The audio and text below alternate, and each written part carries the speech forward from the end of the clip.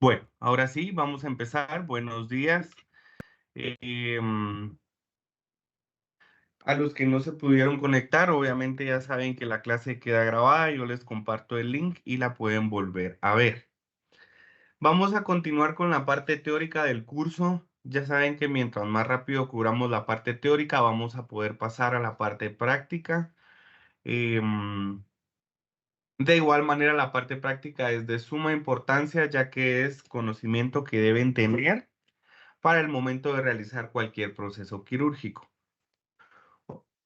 Vamos a empezar con medios, equipamiento y personal de cirugía veterinaria. Son fundamentos esenciales.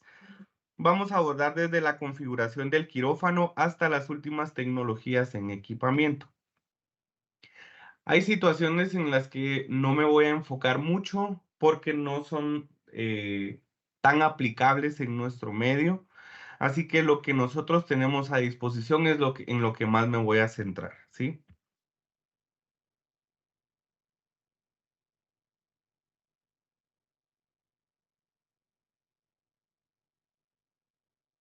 Configuración y diseño del quirófano veterinario. Hay varias cosas que tenemos que tomar en cuenta, como el diseño espacial, el control ambiental, los materiales y los acabados. El diseño espacial del quirófano debe optimizar el flujo de trabajo, separando las áreas limpias de las áreas sucias. Se recomienda una distribución que facilite el movimiento del personal y el acceso al equipamiento, minimizando el riesgo de contaminación cruzada, y la iluminación debe ser ajustable y sin sombras. Punto número uno, tenemos que delimitar cuáles son las áreas limpias, las áreas sucias y las áreas mixtas. Las áreas sucias es donde vamos a hacer el rasurado, donde vamos a hacer la tricotomía, donde vamos a intubar, toda la preparación del paciente donde ningún aspecto aún es estéril y todavía no hemos empezado la desinfección. En este caso entran las mesas de preparaduría. Saben que tenemos mesas de preparaduría húmeda y tenemos mesas de preparaduría seca. Entonces, en el área sucia se va a quedar el pelo, se va a quedar el resto de heces. Recuerden que cuando estamos preparando al paciente tenemos que hacer un correcto vaciado de la vejiga urinaria, ya que durante todo el proceso de cirugía el paciente no va a poder orinar, entonces tenemos que vaciar nosotros de forma manual la vejiga urinaria y todos estos materiales orgánicos, el pelo, orina, heces, incluso vómito que se pudo haber generado durante la inducción a la anestesia, se van a quedar en la parte sucia. Luego tenemos la parte mixta. En algunos casos se utiliza la misma mesa de preparaduría limpia, perdón, sucia y mixta, es decir, se hacen los dos procesos en la misma área. Entonces, en esta parte puede ser un poco difícil delimitar, ya que si ustedes en la misma mesa que están preparando, intuban, rasuran, hacen el lavado, la desinfección. Entonces, no hay una línea que pueda delimitar la parte donde se quedó lo sucio de lo mixto. En la parte mixta no es una limpieza como tal, porque todavía hay mucha manipulación, eh, pero ya no debe haber residuos orgánicos en esta parte. Ya sea que se hayan cambiado de ambiente, es decir, que tengan un lugar específico para el área sucia y luego el área mixta, o que sea la misma área, pero ya llevó un proceso de retiro de la materia orgánica y una desinfección del área, ¿sí? Luego de que quitamos el área del área mixta, que pueden ser pasillos, pueden ser lugares donde tenemos almacenados los recipientes que vamos a utilizar durante la cirugía, etcétera, vamos a pasar al área estrictamente limpia, que es el quirófano. En el quirófano ya no podemos nosotros manipular tanto los materiales, ya no puede haber ingreso de materia orgánica, ya no puede haber ningún tipo de preparación del paciente, es decir, al área de quirófano el paciente llega completamente preparado,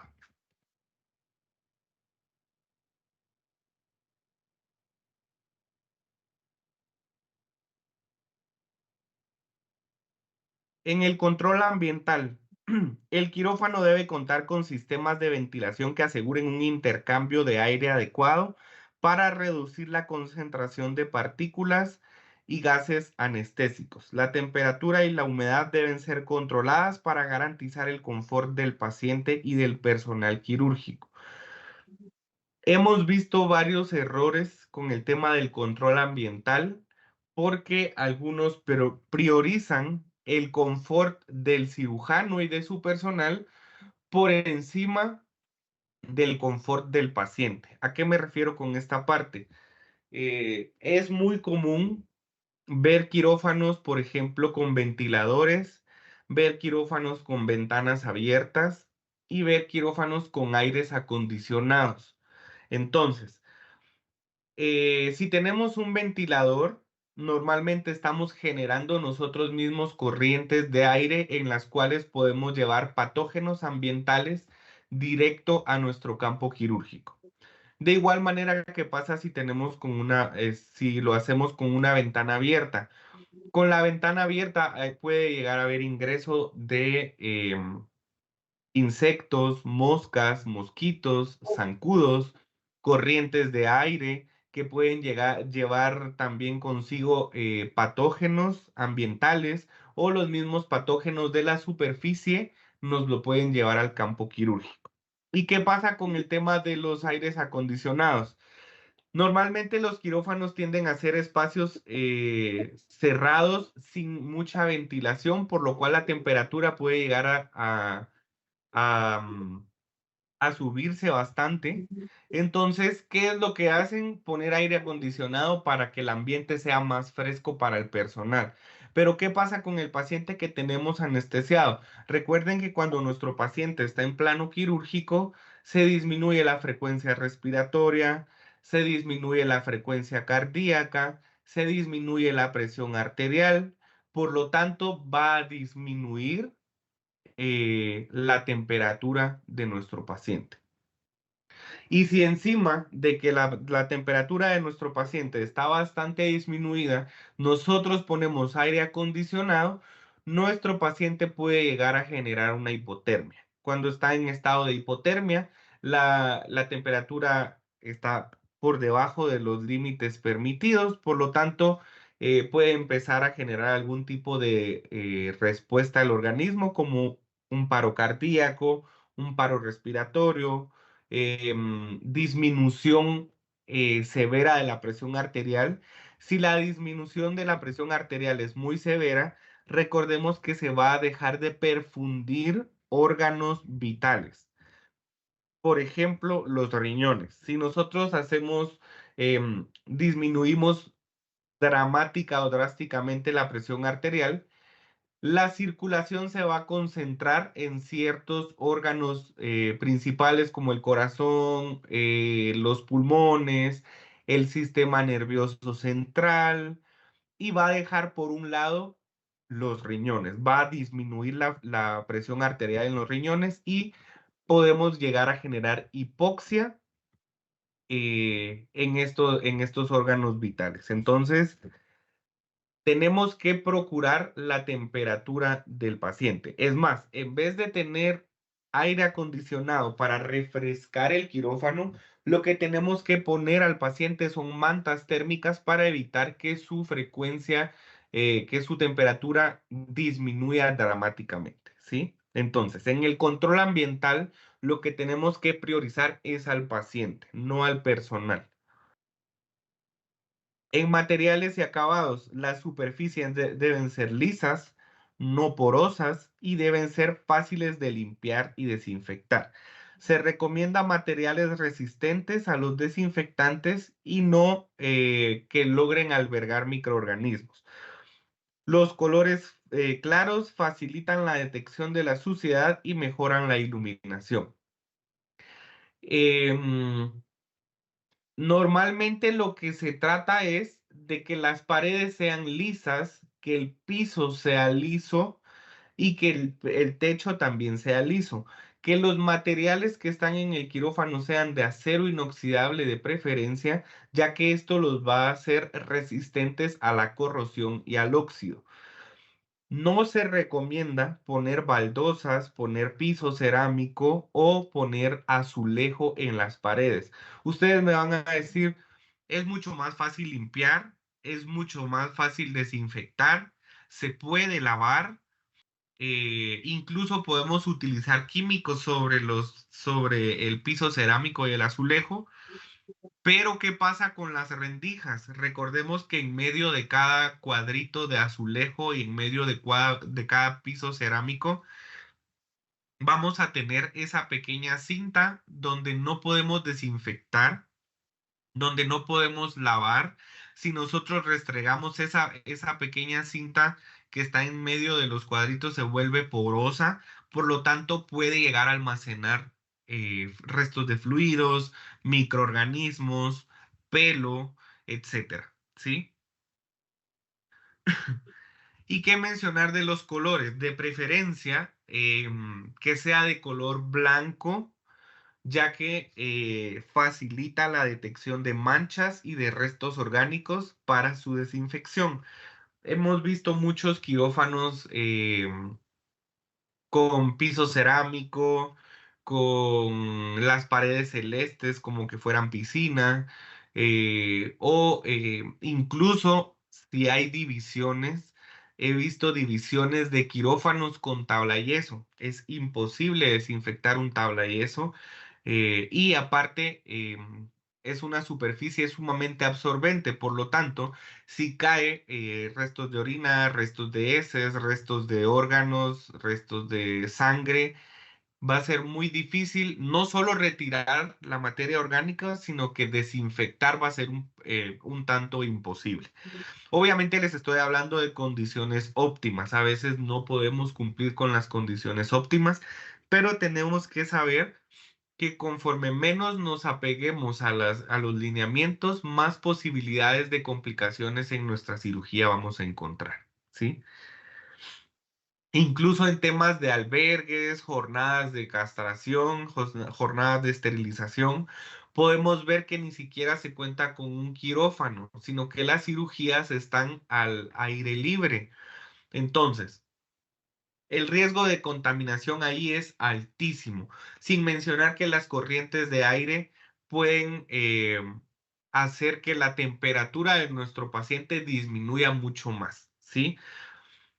Entonces, los materiales y acabados tienen que ser lavables, desinfectables y resistentes al óxido y a los desinfectantes químicos y esterilizadores químicos, ¿sí?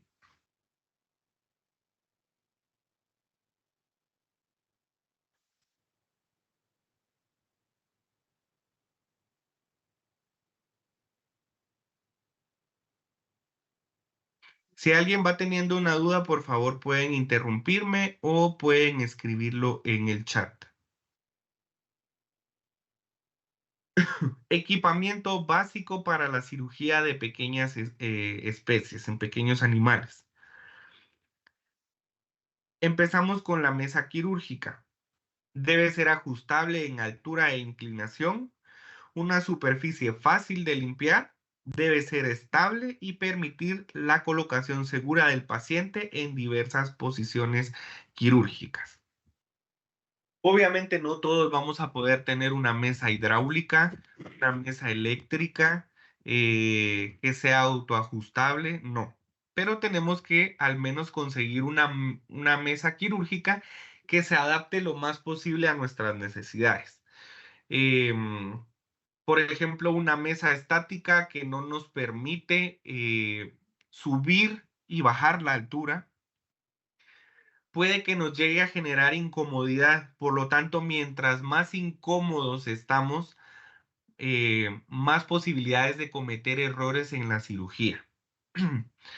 Entonces, como punto número uno, la mesa debe poderse ajustar la altura. Punto número dos, debe ser una mesa estable, que no se esté moviendo constantemente. Perdón, de preferencia que tenga una pata central y no cuatro patas como las convencionales, ya que el riesgo de desnivel es bastante alto. He visto muchas mesas de madera, mesas plásticas, mesas improvisadas. Lo que tenemos que tratar es que sea una mesa como mínimo de acero inoxidable, que nosotros podamos desinfectar, que podamos esterilizar y que sea lo más duradera posible, ¿sí? Entonces, el material es fundamental. He visto muchas mesas de hierro, en vez de acero inoxidable, de hierro, y que las pintan con pintura de aceite. Obviamente la pintura de aceite se puede lavar, pero puede empezar a desintegrarse si utilizamos un desinfectante o un esterilizador químico. Por lo tanto, tampoco las recomiendo. Debe ser una mesa amplia en la cual nosotros podamos colocar al paciente en varias posiciones y que se nos haga fácil colocarlo sin que quede, por ejemplo, las patas del paciente en el aire o que haya riesgo de que la cabeza salga de la mesa, ¿sí? Debe ser una mesa de un tamaño al menos más grande que el paciente que vamos a colocar. Y por último, tiene que tener un buen sistema de drenaje. Una mesa plana o una mesa con bordes elevados lo que va a hacer es acumular todos los residuos en el paciente. Es decir, si el paciente se orina, se va a acumular en el paciente. Si el paciente sangra, se va a acumular en el paciente. ¿Qué pasa si nuestro paciente se llena de orina?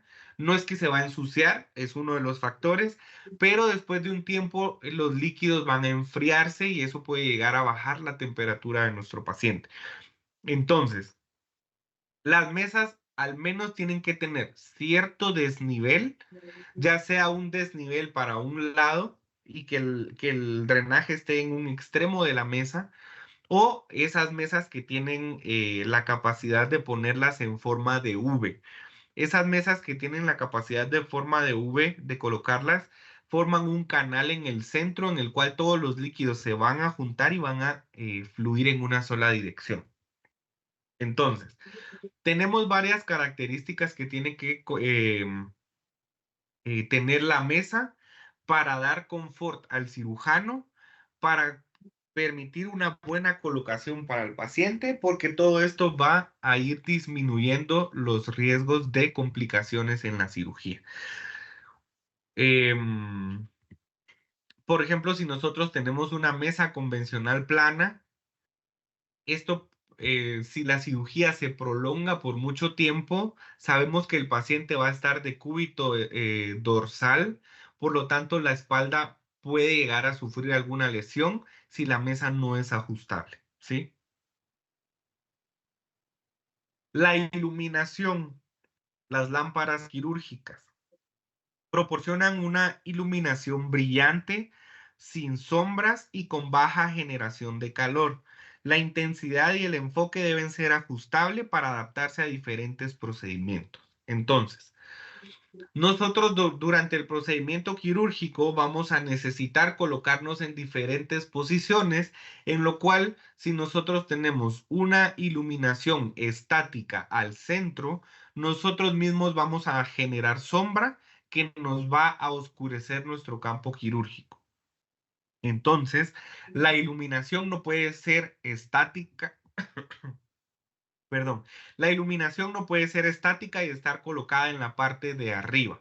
La iluminación debe poderse mover y reajustar en dirección en la cual nosotros la vamos a necesitar.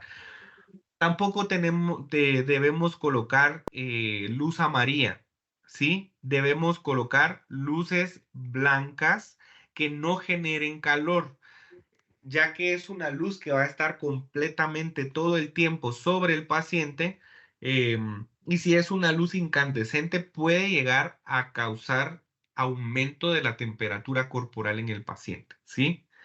Em, Podemos colocar luces neón, luces xenón, todas estas luces que son a base de gases, no las convencionales de color amarillo, porque esas tienden a calentarse.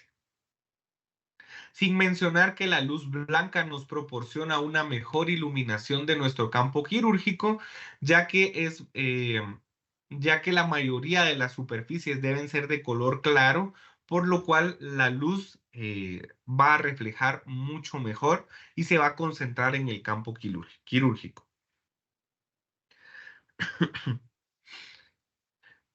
Electrocoagulador. Podemos decir que es esencial para la hemostasia y el corte de tejidos, pero sabemos que no va a estar a disposición de todos nosotros.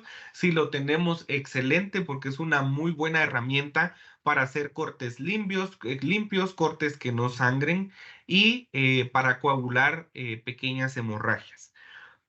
Permite el control preciso del sangrado y la minimización de la pérdida de sangre durante la cirugía. Es una excelente herramienta, pero de igual manera, si no la tenemos, no pasa nada. Podemos valernos de pinzas hemostáticas, de compresas absorbentes y de manejo adecuado de los tejidos, ¿sí? Si nosotros vemos que en nuestra área de incisión hay un vaso sanguíneo de un mediano calibre, obviamente o lo vamos a ligar o vamos a respetar el vaso sanguíneo, ¿sí?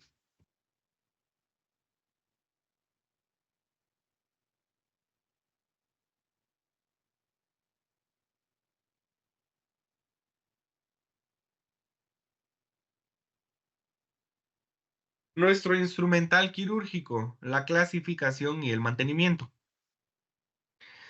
El instrumental se clasifica según su función.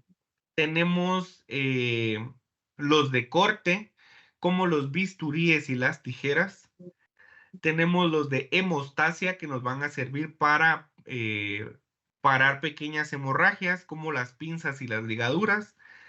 Tenemos los de retracción, que son los separadores que nos van a servir para delimitar el espacio en nuestra área de incisión. Tenemos los de prensión, que son las pinzas de Alice y las Babcock, em, y las suturas. En las suturas vamos a incluir el porta agujas. Dependiendo de qué tipo de cirugía es el tipo de herramienta que nosotros vamos a tener. Obviamente aquí nos estamos enfocando en tejidos blandos, pero si ustedes hacen ortopedia es otro tipo eh, de equipo que van a necesitar.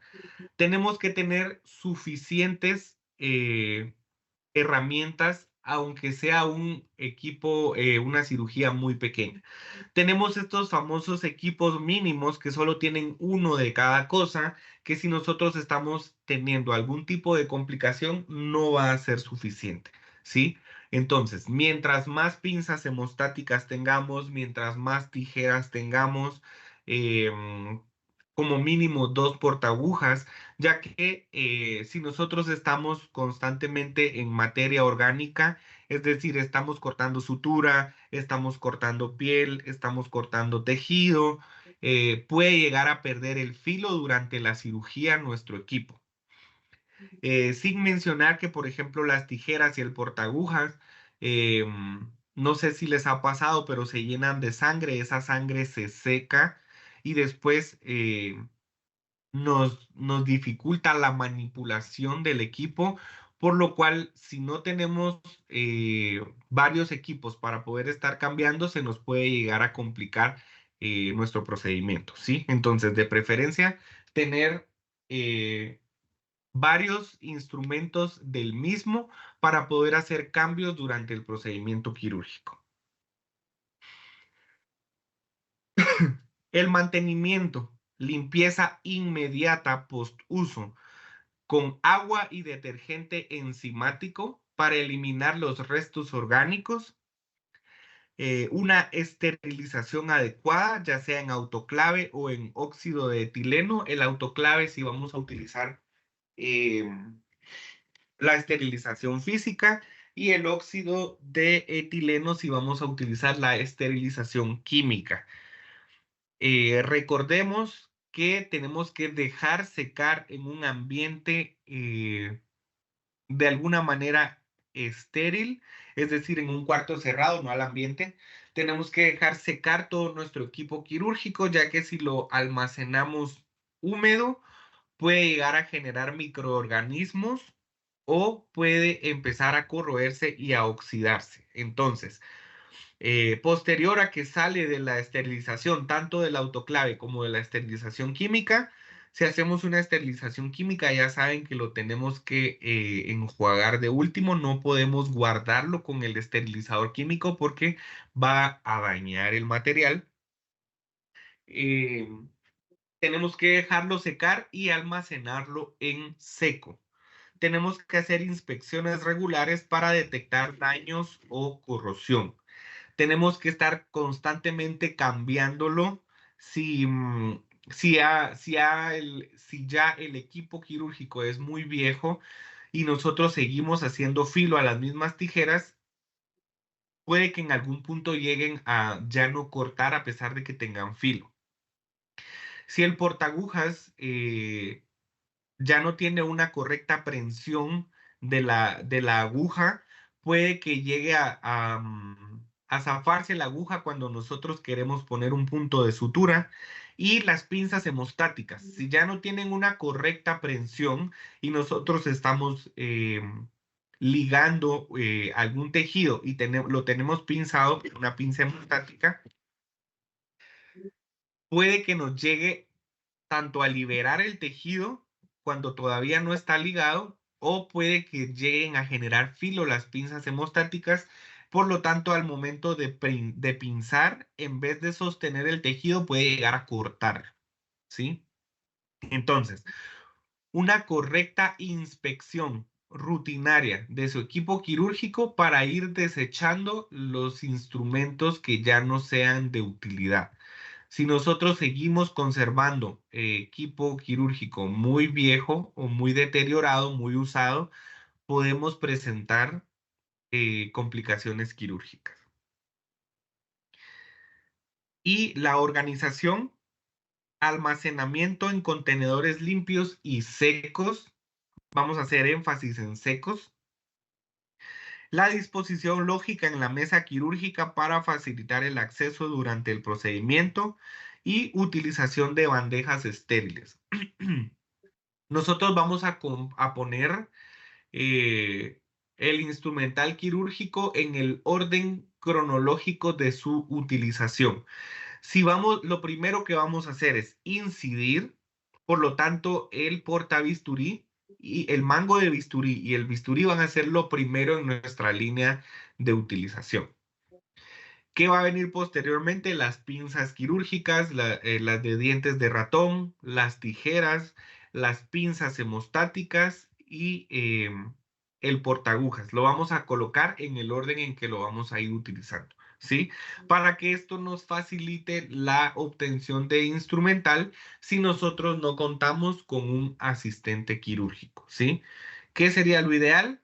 Saber las pinzas y las tijeras por su nombre para poder eh, facilitar la comunicación con el asistente y poderlas pedir por su nombre.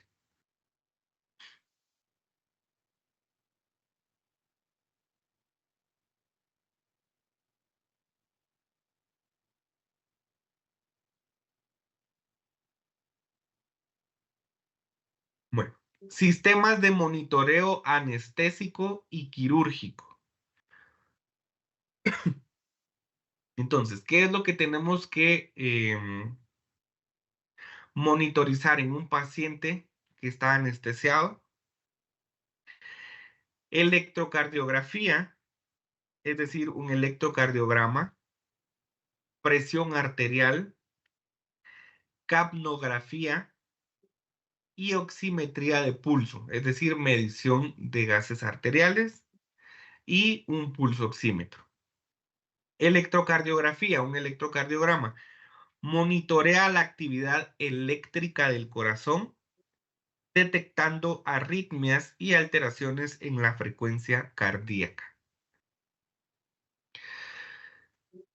El electrocardiograma nos sirve para ver la configuración eléctrica de nuestro paciente, específicamente del corazón, ya que si nosotros evidenciamos algún aumento o alguna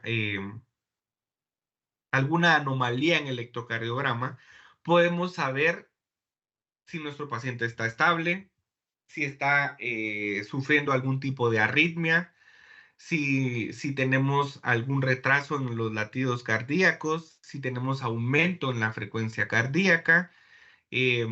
Recordemos que conforme estamos manipulando el paciente pueden haber estímulos de dolor, o si nosotros estamos manipulando en un área como por ejemplo el área perianal, donde se puede estimular el nervio vago. Sabemos que el nervio vago puede llegar a causar una arritmia ventricular y posteriormente un paro cardíaco.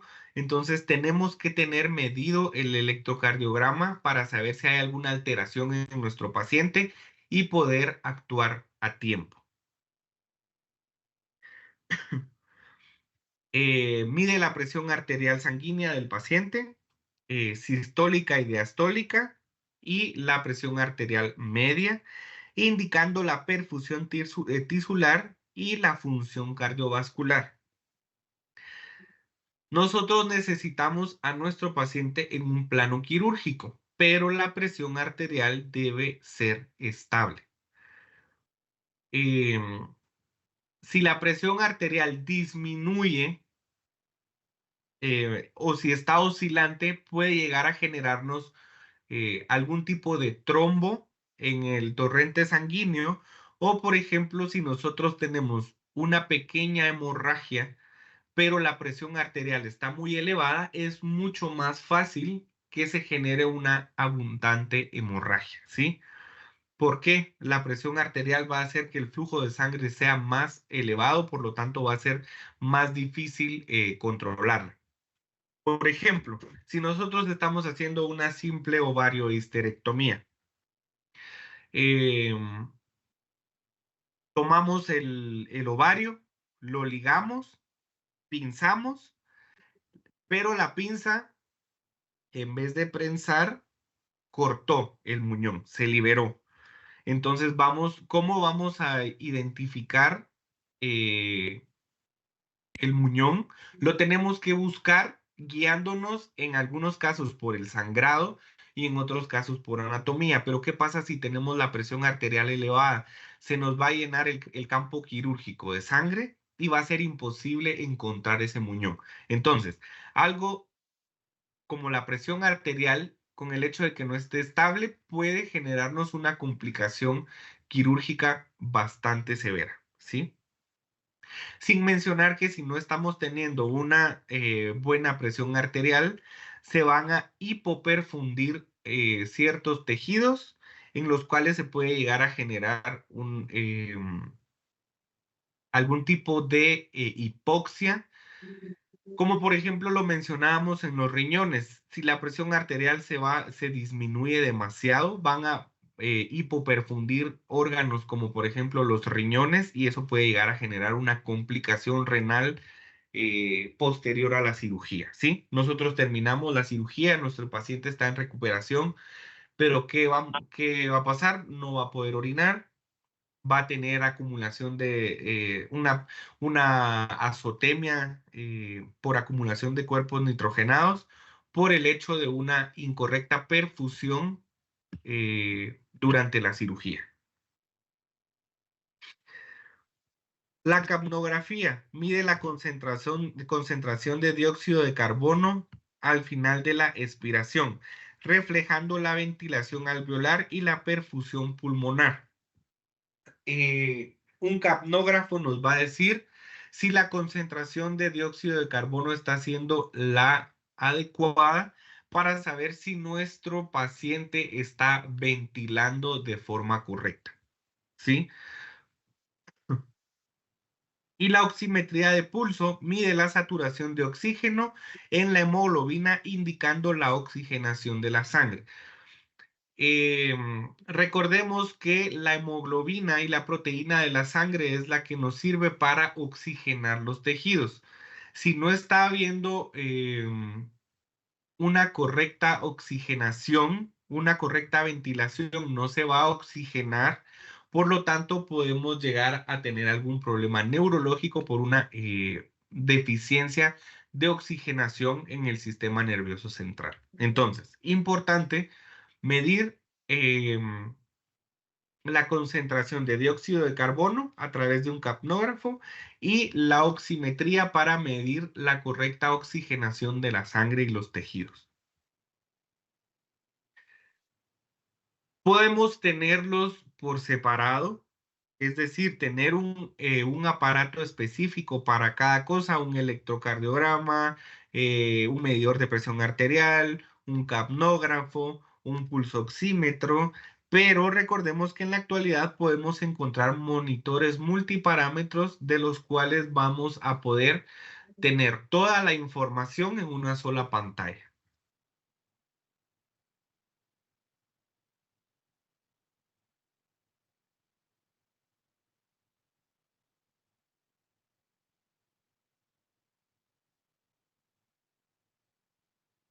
La preparación del paciente con protocolos asépticos que ya habíamos platicado, la tricotomía, la limpieza inicial, la tricotomía, eliminar el pelo del campo quirúrgico, la limpieza inicial que era con jabones enzimáticos para eliminar restos orgánicos, la antisepsia que ya era con antisépticos como clorexidina, jabones de yodo, etcétera, y el aislamiento del campo, ya que vamos a poner una barrera entre nuestro paciente y nosotros. No me voy a enfocar mucho en esto porque ya habíamos platicado de ello en la clase anterior. Y llegamos al personal quirúrgico con roles, responsabilidades y correcta vestimenta. ¿Qué sería lo ideal? Que nosotros tengamos un cirujano, una persona encargada de la anestesia, un anestesista, y un asistente. En algunos casos, ese asistente puede ser otro cirujano, o puede ser un técnico, o puede ser un enfermero. En algunos casos nos toca hacer de todólogos, ¿sí? El mismo médico que va a hacer la cirugía es el que anestesia y es el que ayuda a preparar el paciente. En nuestro medio eso es muy común y eh, es más probable que eso suceda, ¿sí?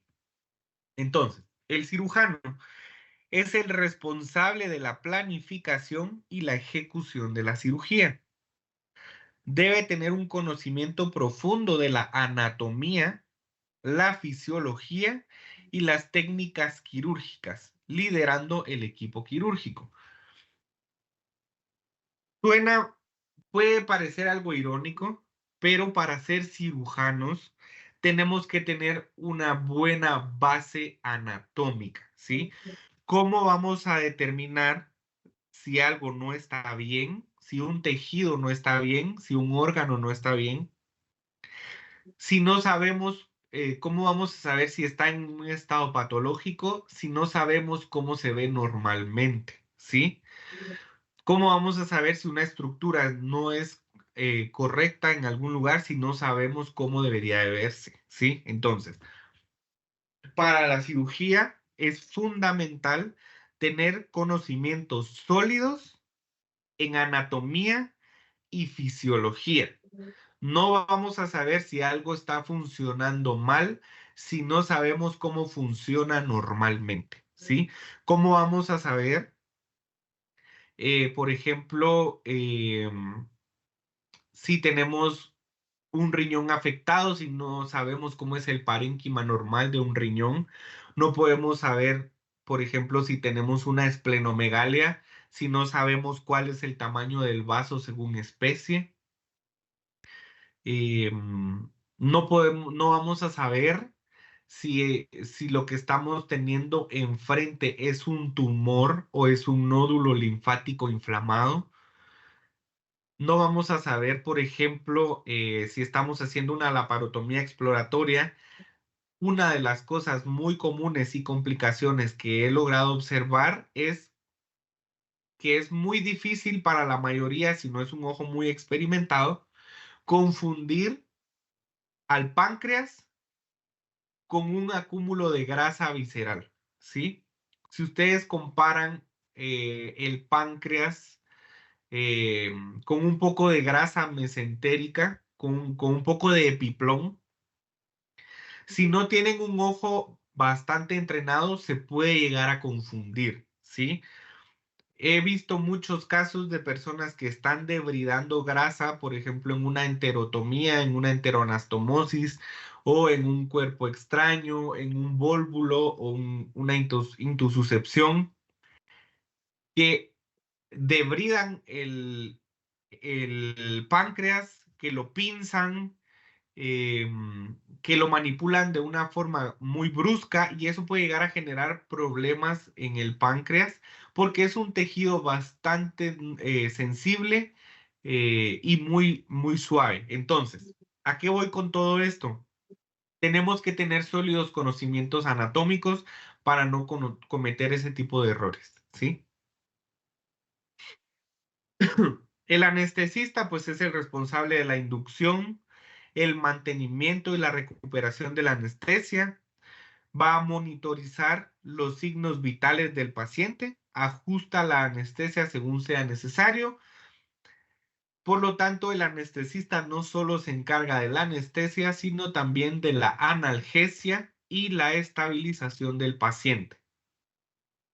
Ver que todas las constantes fisiológicas se mantengan estables, la presión arterial, la frecuencia cardíaca, la frecuencia respiratoria, eh, el control del monitor multiparámetros y es el encargado de actuar en un caso de emergencia, ¿sí?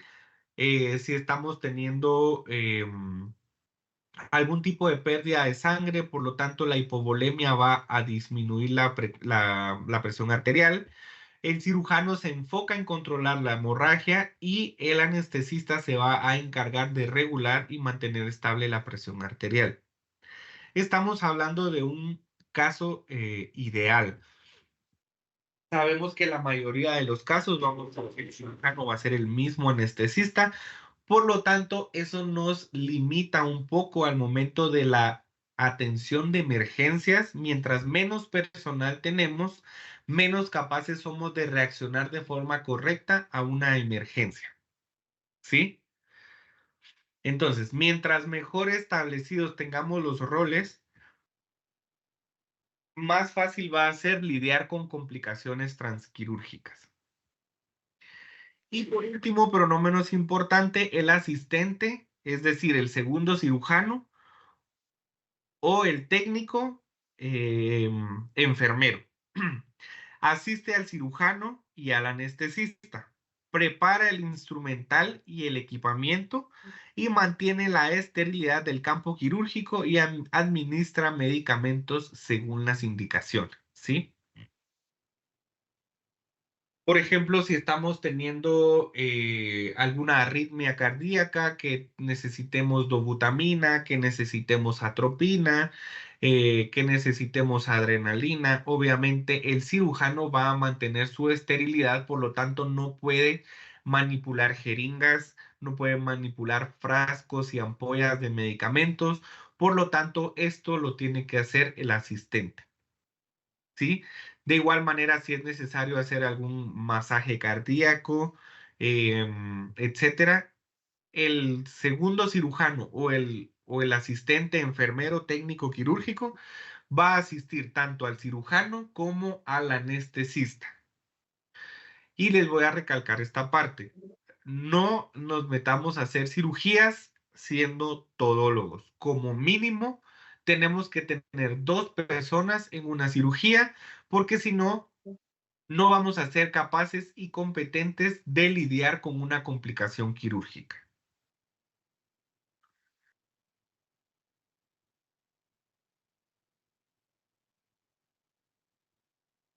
La presentación que viene a continuación vamos a enfocarnos más en esta parte, pero aquí de todos modos voy a hacer mención.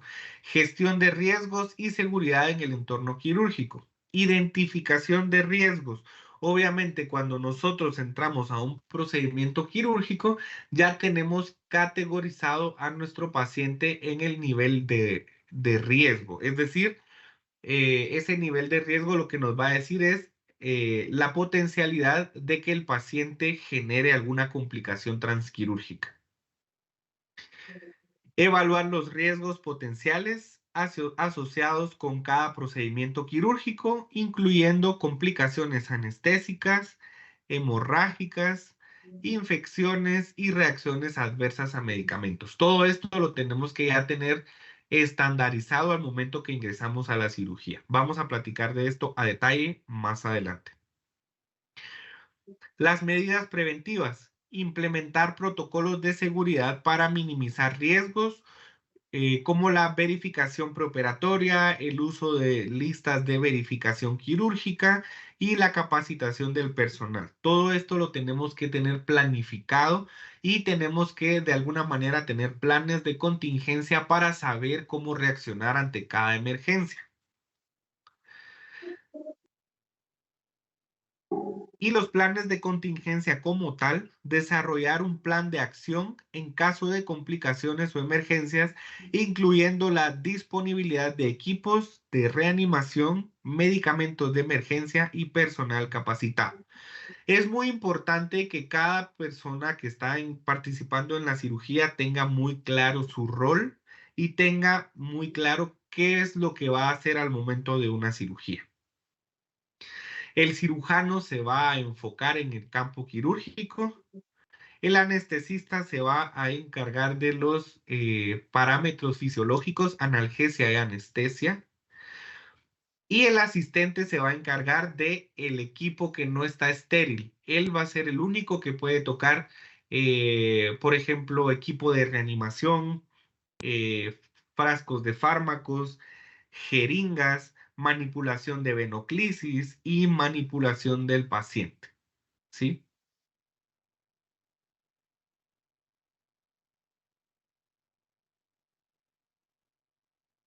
Esto lo vamos a mencionar, tecnologías emergentes en equipamiento quirúrgico veterinario. Hay varios tipos de cirugía. Tenemos la cirugía convencional. Tenemos la cirugía láser, que es con precisión en el corte y coagulación de tejidos, minimizando el daño y el sangrado. Tenemos la cirugía mínimamente invasiva, que es cuando utilizamos tecnología, no hacemos un corte como tal para abrir la cavidad abdominal, sino que podemos hacer pequeños agujeros en puntos estratégicos para introducir el equipo y son mínimamente invasivos, ¿sí? Se reduce el tamaño de la incisión, el dolor posoperatorio es mínimo y la recuperación es más rápida. ¿De qué nos sirve saber esto? Mientras más manipulemos tejido, mientras más tiempo lleve la cirugía, mientras más grande hagamos la incisión, podemos generar algún tipo de inflamación en los tejidos, daño, dolor. Recordemos que el dolor puede llegar a generar un aumento en el cortisol y el cortisol va a retrasar la cicatrización. Por lo tanto, si no tenemos incluso un buen manejo de tejidos y generamos mucho dolor, el simple hecho de generar dolor puede retrasar la cicatrización de los tejidos y la recuperación del paciente. Entonces, mientras menos invasivos y mejor manipulemos los tejidos, más rápida va a ser la cicatrización y la recuperación. Tenemos robótica quirúrgica, mayor precisión y control en el procedimiento complejo, permitiendo cirugías remotas. Obviamente está muy difícil que nosotros podamos tener acceso a esto, pero podemos ver videos de medicina humana con respecto a este tipo de cirugías. Hablando de cirugía robótica, la cirugía mínimamente invasiva, ya hay varios hospitales que cuentan con ella y es una muy buena fuente de ingreso, ya que una cirugía por este medio se puede cobrar mucho más caro que la cirugía convencional. Y la impresión en 3D, que es la creación de modelos anatómicos personalizados para la planificación quirúrgica y fabricación de implantes. Si, por ejemplo, esto se usa también en cirugía de ortopedia, si se va a colocar una placa de titanio por algún tipo de fractura, podemos imprimir un modelo 3D del hueso en el que vamos a colocar la placa quirúrgica para hacer las mediciones correspondientes. Obviamente eso también lo podemos hacer si nosotros vamos a hacer cirugía en un riñón, podemos imprimir un modelo 3D de un riñón para hacer las evaluaciones anatómicas y para la planificación quirúrgica. Se los menciono porque es algo innovador, pero obviamente no va a estar al alcance de todos.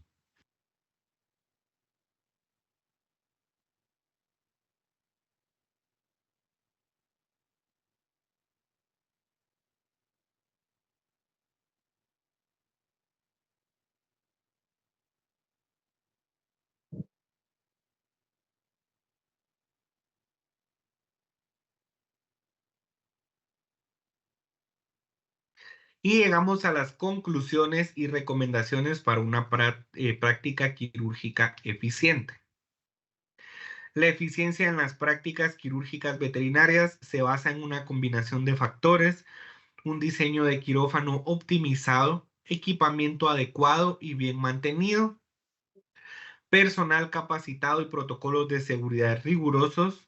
La inversión en tecnologías emergentes puede mejorar significativamente los resultados y la experiencia del paciente.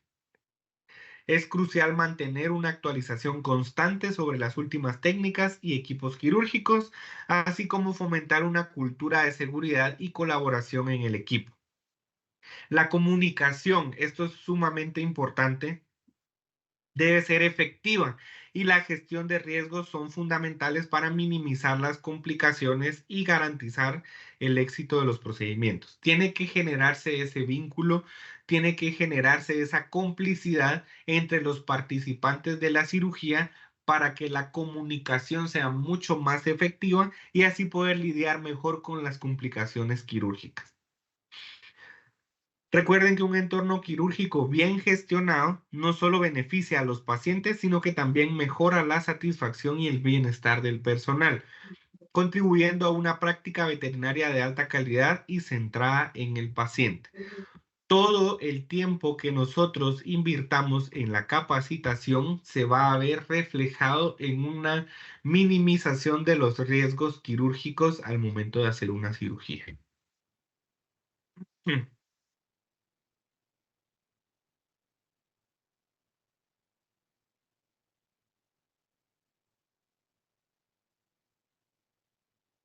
¿Dudas hasta acá? ¿Algo que quieran aportar? ¿Algo que quieran debatir?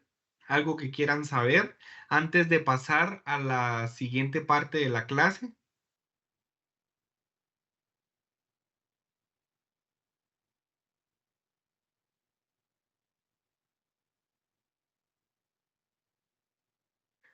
Si no, vamos a dar un minuto para que se estiren, para que se levanten, para que vayan al baño, en lo que yo coloco la siguiente presentación.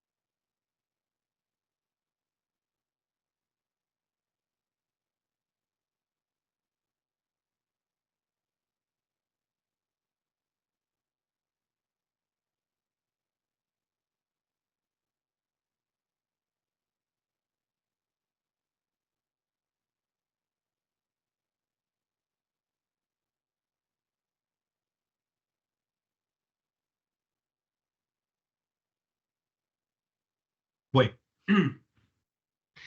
en esta parte ya vamos dejando de lado el tema del material, del equipo, del personal y ya nos vamos enfocando más en el paciente quirúrgico. Y ya centrados en el paciente quirúrgico, lo primero que tenemos que hacer es una valoración anestésica del paciente. ¿Qué es una valoración anestésica del paciente? Tenemos que evaluar y determinar si el paciente es apto para una anestesia y posteriormente para una cirugía.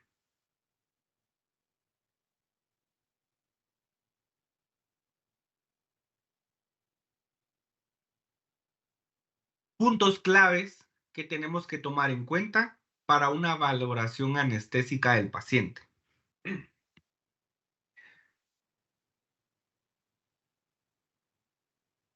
Primero, la anamnesis. Aquí vamos a recopilar toda la información que el tutor pueda darnos del paciente. Examen físico. Aquí es donde nosotros vamos a evaluar sistema por sistema al paciente y lo vamos a unir de la mano de la anamnesis y en algunos casos en el examen físico nos podemos dar cuenta si la anamnesis es correcta o si el tutor está mintiendo. Sin mencionar que nos ayuda a acercarnos más a determinar el estado de salud del paciente. Luego tenemos que hacer uso de nuestras ayudas diagnósticas, ya que necesitamos hacer una valoración del paciente integral. Por lo tanto, vamos a unir la anamnesis, que es lo que nos dice el tutor, con el examen físico, que es la información que nosotros recabamos del paciente, y lo vamos a unir con los resultados del laboratorio. Ya que tenemos estas tres fuentes de información, vamos a pasar a la determinación del riesgo quirúrgico. Es decir, ya que recabamos toda la información a través de lo que nos dijo el tutor, de lo que encontramos en el examen físico y de lo que nos evidenciaron los exámenes de laboratorio, nosotros vamos a determinar o clasificar el riesgo quirúrgico del paciente. Ya que tenemos toda la información, vamos a comunicarlo al propietario y tenemos que darle la mayor información al propietario o al tutor del paciente. Tenemos que poner sobre la mesa los riesgos quirúrgicos, el estado de salud del paciente, los posibles riesgos y complicaciones durante la cirugía. Y va a parecer chistoso, pero tenemos que ser claros también con el costo del procedimiento, ¿sí?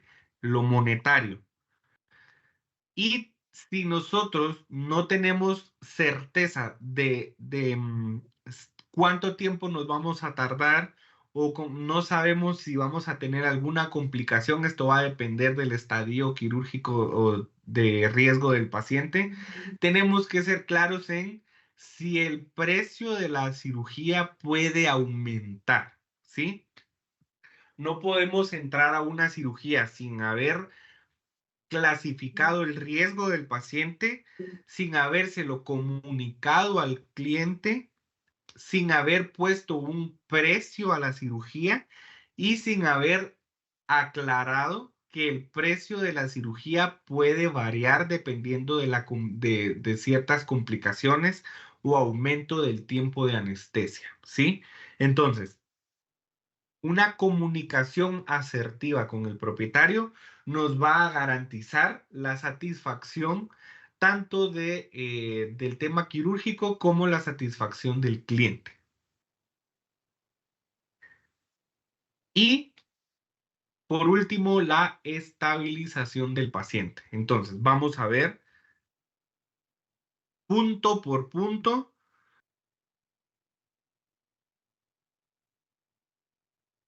Los puntos claves de la valoración anestésica. Entonces, vamos a empezar por el principio. La anamnesis es un interrogatorio detallado que busca obtener la mayor cantidad de datos del paciente, los cuales van a servir de guía para obtener un correcto diagnóstico y una valoración del estado de salud de la mascota. ¿Qué es lo que vamos a preguntar principalmente al tutor de nuestro paciente? Aquí puse unos puntos específicos, obviamente nos podemos ampliar porque mientras más información tengamos, más nos vamos a acercar al diagnóstico. O mientras más preguntemos, más nos vamos a dar cuenta si el tutor está siendo honesto o si está ocultando eh, algún hecho importante. ¿Por qué mienten los tutores? Por vergüenza, porque tienen miedo de ser señalados como negligentes o como irresponsables. Pero es de suma importancia recabar la mayor cantidad de información posible. Tenemos que tratar de hacer preguntas directas, concretas y donde nosotros podamos tener una respuesta clara. Por ejemplo, en vez de preguntar, ¿el paciente tiene las vacunas al día? ¿Qué es lo que nos va a decir? Sí, no nos dio mucha información. Pero por el contrario, si nosotros preguntamos, ¿cuándo fue la última vez que le colocó vacunas al paciente? Se ve obligado a darnos una fecha y todo va a depender de cómo respondan.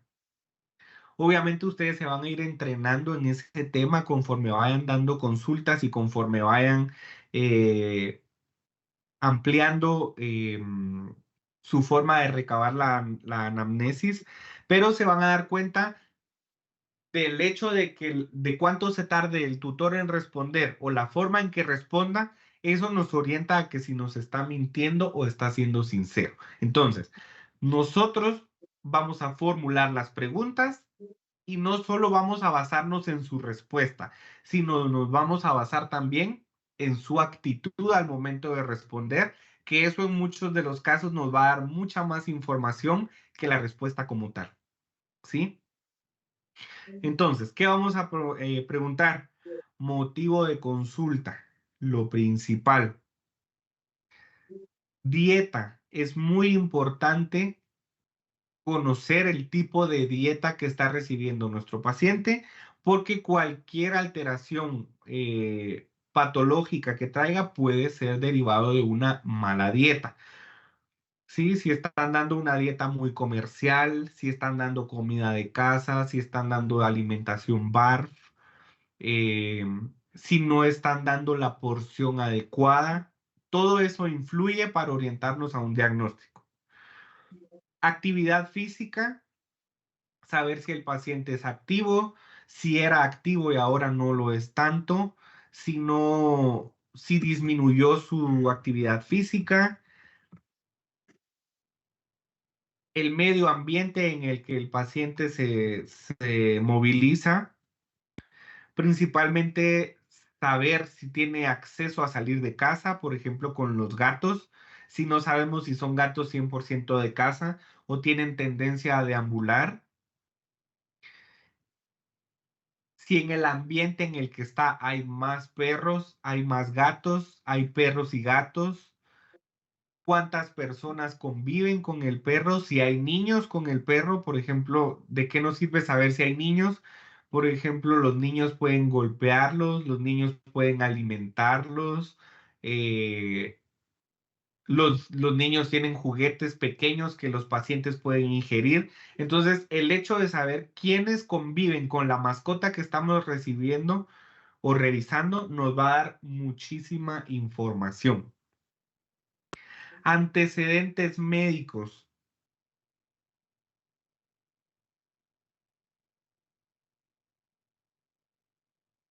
Nos sirve o nos es de mucha ayuda saber diagnósticos anteriores, porque el diagnóstico actual puede ser un derivado o una consecuencia del diagnóstico anterior, ¿sí?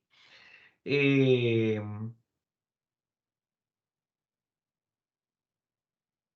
Nos sirve tener exámenes o ayudas diagnósticas anteriores, porque eso nos da un parámetro o un punto de comparación con los exámenes que podamos tomar nosotros. Entonces, todo el antecedente médico nos va a ser de mucha ayuda. Diagnósticos previos, em, laboratorios previos, todo eso nos va a servir para tener un punto de comparación y para saber si el diagnóstico actual deriva del diagnóstico previo. Y los tratamientos vigentes. Si actualmente el paciente está consumiendo algún tipo de medicación, tenemos que saberlo, ya que hay varios medicamentos que pueden tener algún tipo de sinergismo o antagonismo con los fármacos que vamos a utilizar, tanto para analgesia como anestesia. Entonces, toda la medicación que nuestro paciente esté consumiendo actualmente, debemos preguntarlo durante la recabación de la anamnesis. Entonces, puntos importantes: el motivo de consulta, la dieta, actividad física, medio ambiente del paciente, antecedentes médicos y tratamientos vigentes o actuales. Aquí en el lado derecho de la pantalla podemos ver una hoja para recabar anamnesis. Yo sé que en la actualidad podemos tener varios software o plataformas que nos ayudan a hacerlo de forma digital. Tenemos el BetPraxis, tenemos el Better, tenemos Odoo, etcétera, etcétera. Tenemos muchas plataformas que nos facilitan de forma digital llenar una ficha clínica para ir apuntando todos los datos importantes. Pero si no tenemos acceso a ninguna de estas plataformas y software digitales, lo podemos hacer de la forma tradicional. Y en esa ficha clínica tenemos que poner la mayor cantidad de información del paciente. Desde la fecha, quién está a cargo del paciente, la especie, edad, raza, sexo, el nombre, el motivo de consulta, en el cual tengamos un campo un poco amplio para extendernos, donde podamos anotar el estado inmunológico, es decir, si está vacunado o no está vacunado, qué vacunas se pusieron, y donde podamos poner parámetros fisiológicos al momento de la consulta: frecuencia cardíaca, frecuencia respiratoria, tiempo de llenado capilar, em, porcentaje de deshidratación, etcétera. Y por último, vamos a poner una parte en la ficha clínica donde podamos encontrar los hallazgos en el examen físico. Nódulos linfáticos agrandados, qué nódulo linfático está agrandado, si logramos palpar alguna anomalía, si encontramos alguna masa o verruga, em, si tenemos alguna lesión en la piel o si encontramos alguna lesión a nivel de mucosas o alguna alteración en las mucosas, etcétera. Todo eso tenemos que dejarlo por escrito, ya sea de forma digital o a través del llenado a mano de una ficha clínica. ¿Sí? Bueno, vamos a pasar al punto número 2. El examen físico. Se debe hacer un análisis detallado del estado clínico del paciente. Se debe evaluar el sistema por sistema, eh, tanto respiratorio, digestivo, cardiovascular, piel.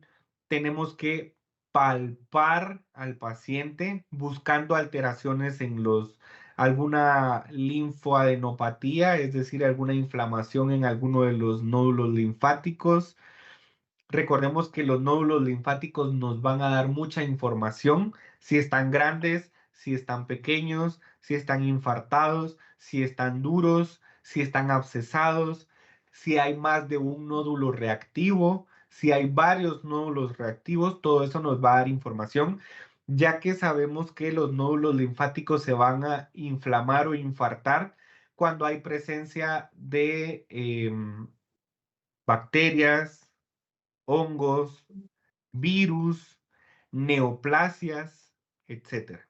Entonces, vamos a auscultar el paciente en busca de alguna patología cardíaca, una arritmia, un soplo cardíaco. Vamos a buscar en el sistema respiratorio, principalmente en los pulmones, si hay estertores, si hay sibilancias, si hay dificultad respiratoria, si hay reflejo de tos, etcétera. En el sistema digestivo, si hay borborismos, si logramos palpar estructuras anatómicas que no son normales para el sistema digestivo, si hay flatulencias, si hay movimientos intestinales retardados o si hay hipermotilidad, si hay alguna inflamación en algún órgano importante, lo tenemos que determinar al momento del examen físico. Si hay alguna lesión en la piel, recordemos que muchas de las enfermedades, tanto hormonales, metabólicas, podemos verlas con manifestaciones clínicas cutáneas, ¿sí? Sea algún tipo de alopecia, sea algún tipo de eritema, si hay descamación, si hay hipotriquia, si hay edema en la piel, etcétera. La piel nos va a dar mucha información. Por lo tanto, nuestro examen físico tiene que ser sumamente detallado. Revisar oídos, revisar ojos, palpar si hay algún tipo de dolor.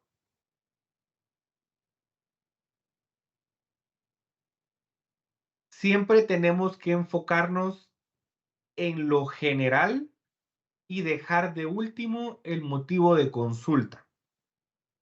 Por ejemplo, si nos dicen el paciente tiene tos, y nos vamos a ir directo a revisar reflejo de todos y a ver si no hay alguna inflamación en la tráquea y podría ser un signo de un problema cardíaco. Entonces, no nos tenemos que dejar llevar por la anamnesis, sino que tenemos que hacer un examen físico completo para después enfocarnos en el motivo de consulta. Esto obviamente, doctores, es un poco más de medicina interna, pero va muy de la mano con la valoración del paciente preanestésico. Tenemos que hacer una buena clínica para poder llegar a un correcto diagnóstico y así determinar si nuestro paciente es apto para la cirugía, para la anestesia y posteriormente para la cirugía. En pacientes traumatizados, tenemos que agregar la valoración o el examen neurológico y el examen ortopédico. Es decir, tenemos que evaluar, por ejemplo, respuesta pupilar, reflejo de emergencia, tenemos que ver si hay propiocepción, etcétera, etcétera. Y si es ortopédico, tenemos que hacer evaluación del sistema musculoesquelético, ¿sí? Obviamente, si es un paciente que va en estado de emergencia, se debe hacer una valoración breve, ¿sí? Vamos a tratar de estabilizar al paciente y ya que el paciente está estable, entonces ya nosotros podemos continuar con nuestro examen físico, ¿sí? Si el paciente va en shock, si va en paro respiratorio, si va en una estado anafiláctico, etcétera, etcétera, cualquier estado de shock o de emergencia, no nos vamos a poner a hacer un examen físico detallado, ¿sí? Vamos a hacer una revisión rápida para ver si no hay algún tipo de obstrucción en vías respiratorias, si no hay una hemorragia activa, etcétera. Estabilizar al paciente, poner una vía permeable, colocar oxigenación, colocar fármacos de uso en emergencia, estabilizar la temperatura del paciente, todo lo que sea necesario para estabilizar al paciente. Y posteriormente, ya que el paciente está estabilizado, vamos a terminar nuestro examen físico del paciente, ¿sí?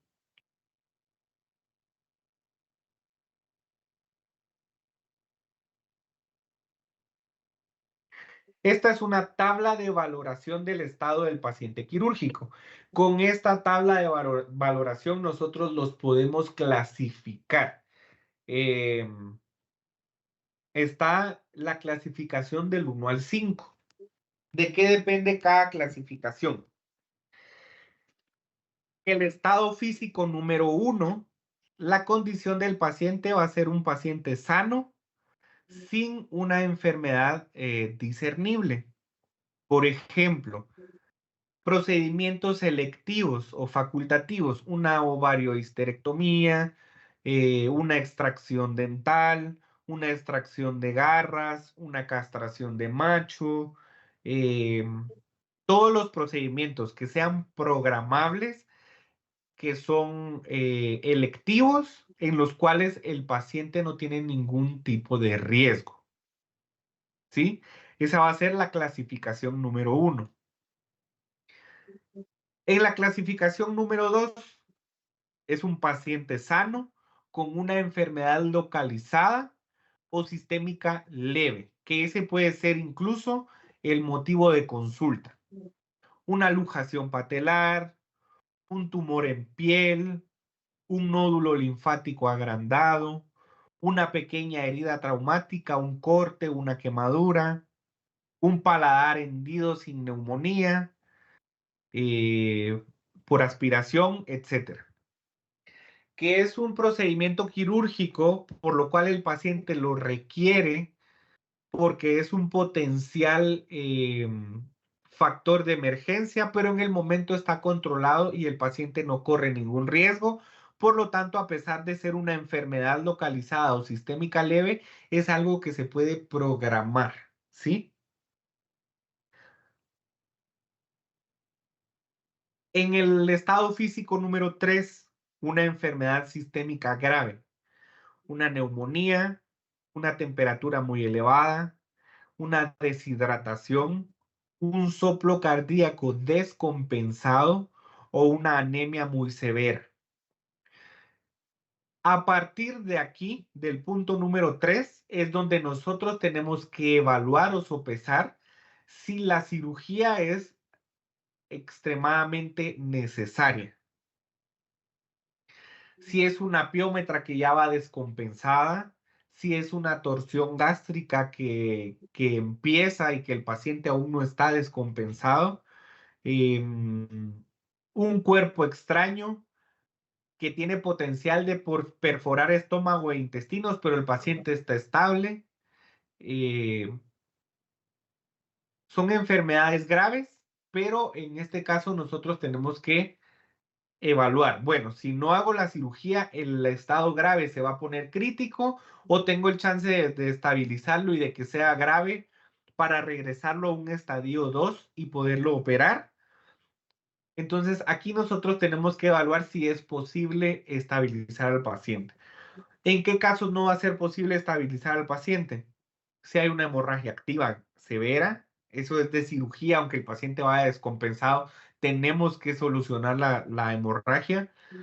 Si es una piómetra que va descompensada, que es muy difícil estabilizarlas, que por el contrario, si dejamos pasar más tiempo, la paciente puede llegar a ponerse en estado más crítico.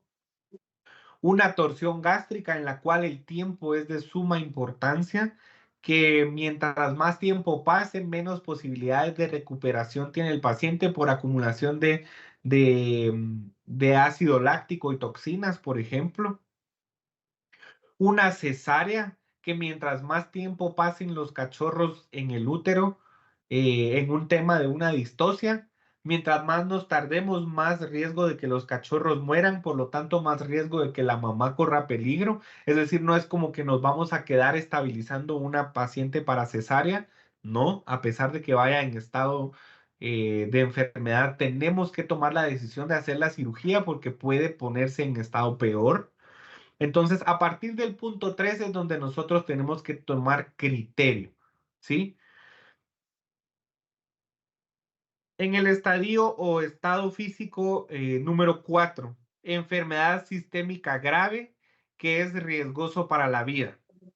Una insuficiencia cardíaca, un fallo renal, insuficiencia hepática, hipovolemia marcada, hemorragia profusa. Aquí, a pesar de que la cirugía que sea necesaria, tenemos que evaluar si la cirugía va a hacer que el paciente se recupere. Porque aunque sea necesaria, no quiere decir que el paciente va a resistir a la cirugía. ¿Sí? Entonces, en el punto número 4 y número 5, a pesar de que sea necesaria una cirugía, no nos garantiza que el paciente se va a recuperar. ¿Sí? Y en el estadio número 5, que es un estado de pérdida de conciencia, un paciente moribundo, que no se sabe si va a recuperar en las próximas 24 horas. Por ejemplo, un choque endotóxico, una insuficiencia multiorgánica o un traumatismo grave. En el punto número 5, yo sí les recomendaría, obviamente aquí la cirugía ya no se hace, no es un paciente quirúrgico, por más que haya necesitado la cirugía, ya es muy tarde, ya el estado es crítico y por el contrario, al momento de anestesiar, nosotros vamos a acelerar esas 24 horas en las cuales el paciente no tenía un buen pronóstico. Al momento de anestesiarlo, nosotros vamos a hacer que el paciente pierda la vida, ¿sí? Entonces, para hacer un resumen, en el punto número 1 y 2 podemos hacer la cirugía. En el punto número 3 entra nuestro criterio, opero o estabilizo. En el punto número 4, nuestro criterio aquí es mucho más importante. En la mayoría de los casos ya no va a ser la solución una cirugía o el paciente no va a resistir una cirugía. Y en el punto número 5, definitivamente no voy a operar.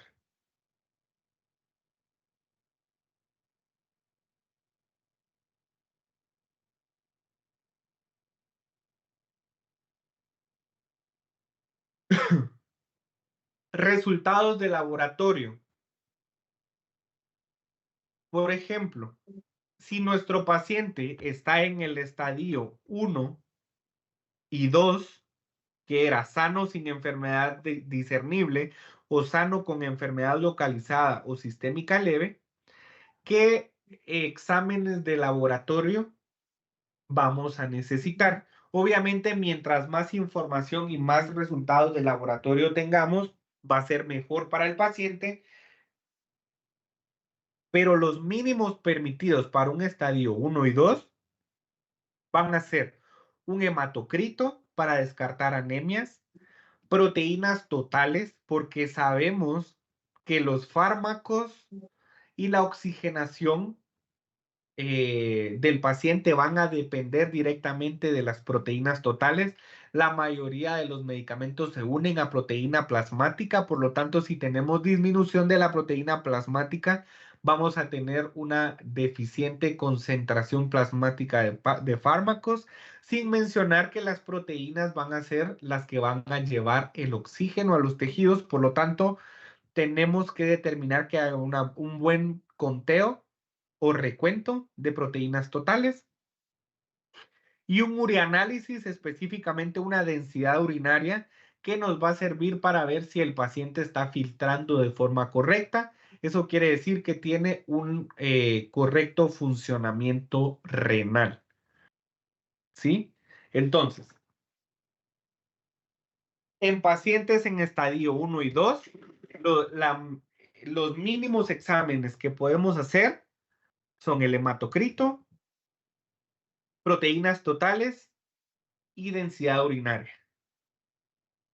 En un mismo estadio 1 y 2, pero con enfermedad localizada, o que los perros son perros y gatos, el paciente en general, es mayor a 7 años o si el tiempo de cirugía va a superar las 2 horas, entonces tenemos que hacer exámenes sanguíneos más completos. Ya no solo un hematocrito, unas proteínas totales y una densidad urinaria, sino que aquí ya vamos a incluir bioquímica sanguínea, es decir, un panel renal, un panel hepático, tiempos de coagulación y un hemograma completo. Ya no solo el hematocrito, porque recuerden que el hematocrito, pues tomamos una gota de sangre, lo colocamos en un capilar sanguíneo, lo centrifugamos y de esa forma podemos evaluar el hematocrito sin necesidad de tener un sistema muy sofisticado. Obviamente, si tenemos eh, un equipo de hematología y bioquímica, pues lo podemos hacer de una, o si no lo tenemos, pues podemos evitarnos el pagar exámenes de laboratorio, pero es algo que podemos hacer en la clínica. Toma de un hematocrito, un urianálisis con un refractómetro, podemos medir la densidad urinaria, son cosas que podemos hacer nosotros. Ahora, a pesar de que sea un estadio 1 y 2, que son los más seguros, hay ciertos factores que pueden llegar a generar algún tipo de complicación. Una enfermedad localizada, pero que el paciente es mayor a 7 años o que el tiempo de cirugía va a ser muy prolongado, entonces hacemos más exámenes de laboratorio. Un punto muy importante que tenemos que tomar en cuenta es con los pacientes neoplásicos, cuando el motivo de consulta o el motivo de la cirugía es para remover un tumor, una masa, una neoplasia o algún sobrecrecimiento de piel. Tenemos que tomar en cuenta que ese ya es un paciente neoplásico y que tenemos que evaluar el riesgo de metástasis.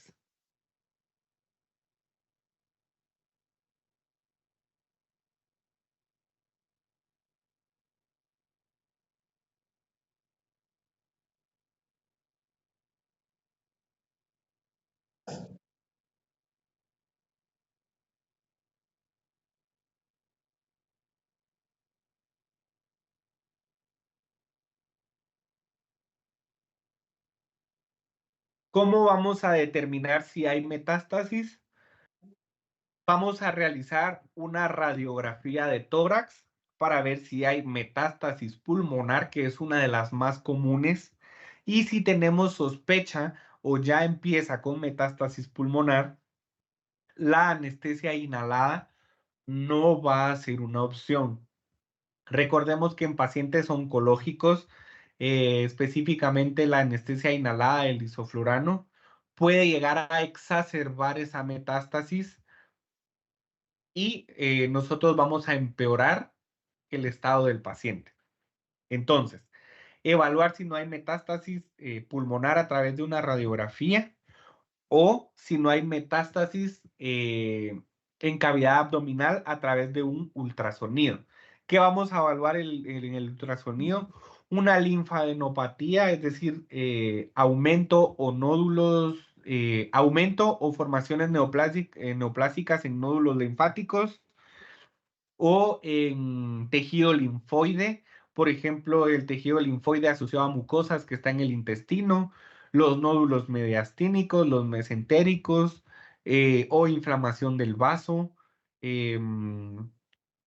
inflamación del hígado, inflamación de los riñones, etcétera. Aquí, obviamente, estamos hablando de que ya hicimos los exámenes de los estadios anteriores, del 1 y el 2, química sanguínea, hemograma, etcétera. Y aquí ya estamos específico con los pacientes neoplásicos para búsqueda de metástasis. Y si tenemos un paciente cardíaco, tenemos que hacer un ultrasonido es decir, un eco, cardiograma para buscar anomalías anatómicas tanto en corazón como en pulmones. Recuerden que si es un paciente cardíaco, podemos encontrar hipertrofia de las válvulas, hipertrofia en el músculo cardíaco, Podemos encontrar hidropericardio, es decir, algún tipo de tamponamiento, edema pulmonar, edema pleural, efusiones pleurales. Entonces, un paciente cardíaco tenemos que evaluar anatomía a través de un ultrasonido y función a través de un electrocardiograma. Entonces, hacemos un ecocardiograma para evaluar anatomía y un electrocardiograma para evaluar función. Y esto nos va a indicar si el paciente es apto para una anestesia, porque nos va a servir para clasificarlo en esta tabla que presentamos anteriormente. Dependiendo del estado de salud del paciente, si es un paciente cardíaco, si está en un estadio 4, si está en un estadio 3, podemos evaluar si es apto para la cirugía. Si está en un estadio 4, yo lo pensaría bastante bien. Y siguiendo con los resultados de laboratorio, dependiendo de los exámenes que realicemos, las alteraciones que podemos llegar a encontrar. Por ejemplo, si tenemos un nitrógeno ureico sanguíneo elevado, es decir, algún tipo de azotemia, obtener la densidad urinaria antes de iniciar la fluidoterapia. ¿Por qué? Tenemos que saber si esos riñones están filtrando, porque si no hacemos la densidad urinaria y nos metemos a reponer fluidos, lo que vamos a llegar a causar va a ser un edema, ¿sí? Porque estamos reponiendo fluidos, pero los riñones no están siendo capaces de filtrar, por lo tanto, solo vamos a aumentar el volumen de líquidos sin hidratar al paciente como tal. Los diagnósticos diferenciales, una azotemia prerrenal, en la cual los riñones no sean los causantes de la acumulación de cuerpos nitrogenados. Un ejemplo puede ser una intoxicación, enfermedad renal primaria y azotemia postrenal. Si tenemos nitrógeno ureico sanguíneo reducido, podemos tener una insuficiencia hepática, anastomosis portosistémica, es decir, cuando tenemos un shunt portosistémico, podemos ver nitrógeno de urea reducido, cirrosis, poliuria, polidipsia, dieta hipoproteica. Si tenemos la ALT elevada, la ALT puede ser normal en algunos animales con enfermedad hepática grave. Un diagnóstico diferencial puede ser una enfermedad hepática. Si tenemos una albúmina reducida, vamos a tener, podemos tener un diferencial de una enfermedad hepática, una depresión de la orina, del conducto gastrointestinal, lesiones cutáneas exudativas intensas. Si tenemos una fosfatasa alcalina, recordemos que la fosfatasa alcalina no solo está en el hígado, también está en hueso. Entonces podemos tener una enfermedad tanto hepática como, por ejemplo, alguna neoplásica en hueso o administración de corticosteroides por tiempos muy prolongados. Esta tabla lo que nos sirve es, dependiendo lo que nos salga alterado, los diagnósticos diferenciales que podemos tener, ¿sí? Si tenemos una creatinina elevada, si tenemos una glucemia elevada, si tenemos una glucemia reducida, si tenemos sodio elevado en sangre, si tenemos sodio reducido, si tenemos una potasemia elevada o una potasemia reducida, todo esto nos va a servir, todos estos exámenes y resultados nos pueden orientar